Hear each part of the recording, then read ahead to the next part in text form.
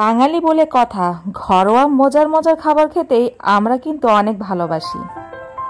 আসসালামু আলাইকুম। আজকে ঘরোয়া মজার মজার খাবার রান্না করব।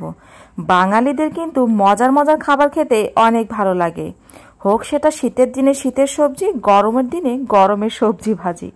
শীতের দিন মানেই তো শীতের দিনের মজার মজার সবজি দিয়ে ভাত খাবো, অনেক মজা করে খাবো। বাঙালিয়ানাদের মজার মজার সবজি থাকবে, সাথে ছোট মাছ ভাজি থাকবে, ছোট মাছের চচ্চড়ি থাকবে, সাথে একটু মাংস ভাজি হলে দোষের কি, মানে মজাদার খাবার খেতে আর কি লাগে বলেন।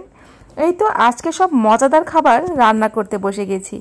সাথে করেছি পালং শাকের চচ্চড়ি।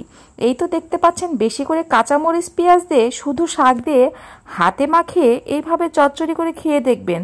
সাথে যদি বড় মাছের মাথা বাদে যেটা দেন, অথবা ছোট মাছ দিলেও কিন্তু মন্দ হয় না। এভাবে রান্না করে খেয়ে দেখবেন, একবার খেলে কিন্তু আপনার বারবার এভাবে চচ্চড়ি কিন্তু খেতে ইচ্ছা করবে। আর যে ভাজিটা দেখছেন, গাজর আর ফুলকপিতে ভাজি করছি, এটা কিন্তু রুটির সাথেও বেশ মজা লাগে, আর তো ভাতের সাথেও খেতে কিন্তু ভীষণ মজা। চচ্চড়িটা উঠিয়ে দিয়েছি, দেখতেই পাচ্ছেন কালারটা কিন্তু সবুজ, খেতেও কিন্তু একদম মন ভোলানো সবুজের মতোই দেখতে সুন্দর, খেতেও ঠিক ততটাই মজা লাগে। এই যে বাঁধাকপি আর গাজরটা কিন্তু আমি একটু লাল লাল করে ভেজে নিচ্ছি। হালকা একটু ব্রাউন কালার করে না ভাজলে খেতে আমার আবার তেমনটা ভালো লাগে না। রুটির জন্য আপনি আবার হালকা ভেজে নিলেই পারবেন, অত ব্রাউন কালার করতে হবে না। সাথে একটু এই যে মাছ, দেশি পুকুরের মাছ আছে ছোট ছোট, এইটা যদি মুচমুচো করে ভাজা হয়, এটা দিয়ে কিন্তু এক প্লেট ভাত এমনি খাওয়া হয়ে যায়, অন্য কোনো কিছুর প্রয়োজন পড়ে না। আমাদের তো এটা ভীষণ পছন্দ। বাঙালি খাবার খেতে কার না ভালো লাগে, আর বাঙালি দেশে বাঙালি মানুষদের তো বাঙালি খাবারই বেশি ভালো লাগে।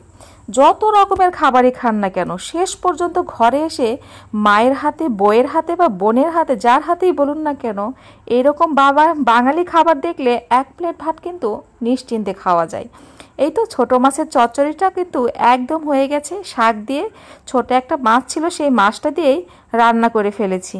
সাথে কিন্তু ছেলে মেয়ের জন্য আবার আলু ভাজিও করে নিয়েছি। আলু ভাজি কিন্তু সবার ক্রাশ, আমার তো ছোটবেলা থেকে অনেক ভালো লাগতো মায়ের হাতের আলু ভাজি, সাথে ডাল, কি যে মজা। সাথে একটু মাংস ভাজি হলে কিন্তু বাচ্চাদের কিন্তু একদম খাবার জমে যায়। আলু ভাজি আর মাংস ভাজি দিয়ে তারা মজা করে খেয়ে নেয়। এই তো দেখতে পাচ্ছেন সব কিছু একদম টেবিলে রেডি করে নিয়েছি, তাদেরকে কিন্তু আবার খেতেও দিয়েছি। আমার বোন এসেছিল বাসায়, বোনকেও খেতে দিয়েছি। আমার ছেলে মেয়ে সাবার পাপা সবাই মিলে একসাথে খেতে বসে গেছে। আমি কিন্তু খেতে পারলাম না, কারণ আমি তো মা, আমি না হয় সবার শেষেই খেয়ে নেব। বাচ্চাকে না খাইয়ে কি মায়েরা কখনো খেতে পারে? আগে বাচ্চাকে খাওয়াতে হয়। এই তো মায়েরা যা দেখে এসেছে ছোটবেলা থেকে, আমিও সেটাই করে যাচ্ছি। ভালো থাকবেন সবাই, ভালো লাগলে অবশ্যই ফলো লাইক দিয়ে পাশে থাকবেন।